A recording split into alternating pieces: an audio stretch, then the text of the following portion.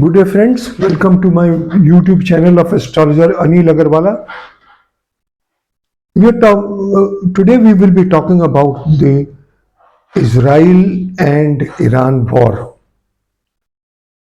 I had already mentioned that this 11th June 2025 fortnight is the bloodiest fortnight, and things are moving in that direction only.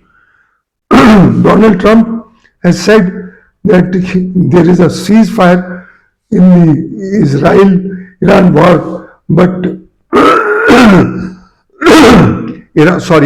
Iran backs out. He says no, and the lunation chart from 25th 2025 does show that there is a possibility of some truce, a temporary truce, because there is a recarnation yoga which is taking place in the third house of the natural zodiac. Now, what is third house of the natural zodiac and the sign Gemini?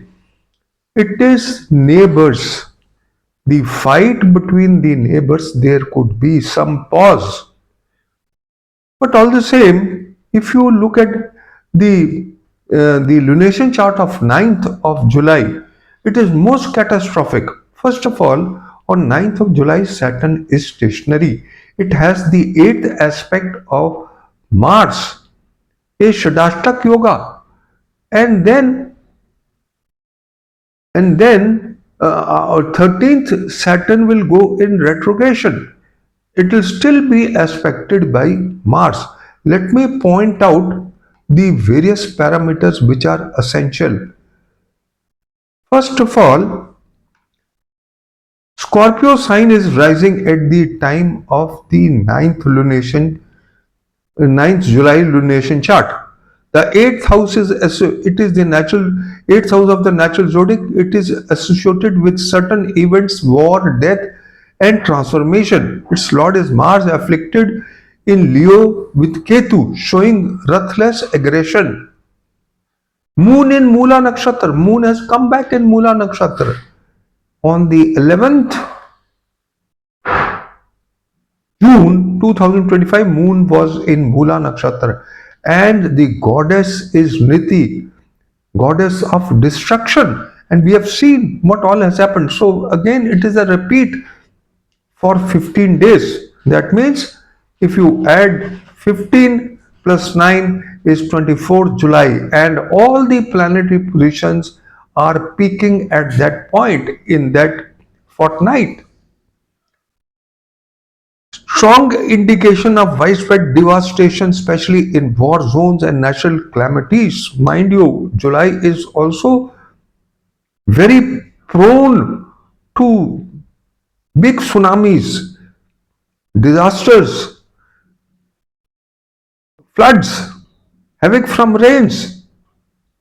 And Rahu in the 5th house, disruption in governance, public safety, and national stability could signal internal rebellion, regime pressure, and civic unrest. Saturn as the third lord in the 5th house rules the borders, defense, and discipline. It is stationary, and it is having aspect of Mars. But the 8th aspect shows clashes, military clashes, possibly border escalations or backstabbing tactics. Now, Venus, the 7th lord, is afflicted in the 7th house by stationary Saturn. 7th house is open enemies and war. Venus afflicted broken treaties, false peace, war, crimes, unethical diplomacy. Mool and Mula Nakshatra in the 2nd house as a marka is very bad. And Jupiter and Sun in the 8th house are aspected by Rahu.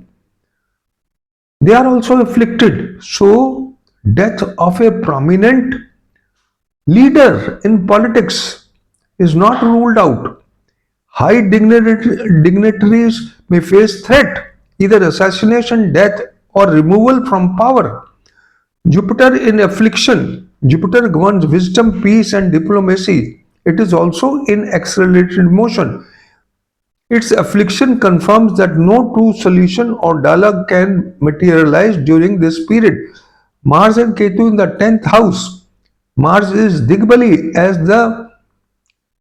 the sixth lord. Unexpected strikes, surprise war fronts, and international fallout. Nakshatra Sanghata Chakra, you see the Veda between Mars and Saturn, and then Saturn is stationary from 9th to 13th, and he is having an aspect of Mars, and both have Veda in the Nakshatra Sanghata Chakra. It is the height of things. Now, when a planet is stationary like Saturn and has a aspect of Mars, it is most crucial. The masses will be affected. So, the politicians will be affected. So we come to the peak conjunction of Mars and Ketu on the 22nd. So first is 25th June, then is reincarnation yoga in Gemini, short-lived ceasefire, fragile peace. Ninth Mula moon, Saturn Mars affliction, Saturn stationary, war ignites, diplomacy fails. 13th July onwards, Saturn retrograde starts, and Durbiksha Yoga is also activated till 28th November 2025. This is all a trailer of WW3 which will take place in 2000, middle of 2030. A lot of people were saying that you have changed. I have not changed. The war WW3 will still take place in 2030 middle, but the WW3 has already started. It will explode in 2030 when Saturn goes in Rohini Nakshatra. Then 18th to 22nd July, Mars Ketu conjunction, peak of military strikes, regime threats.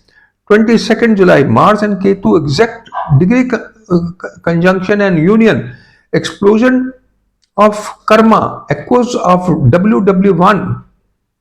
26th July, Jupiter and Venus conjunction, bloodshed in world till 20th of August.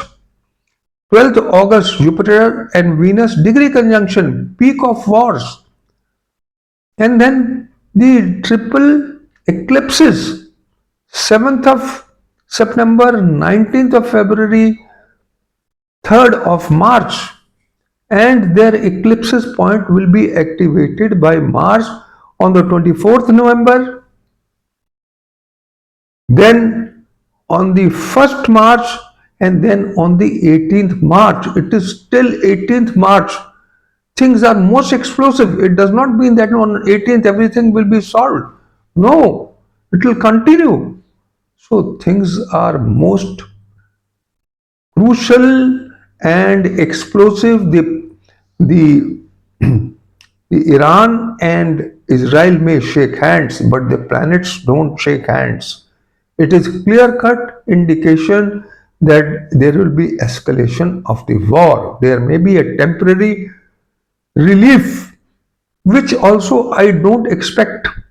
But looking at the planetary positions and because of the reincarnation yoga in the third house, there is a possibility and a short time reconciliation which will break. So this is all, friends. I just wanted to share. Thank you very much for listening to me. Have a good day. Good luck. Bye bye.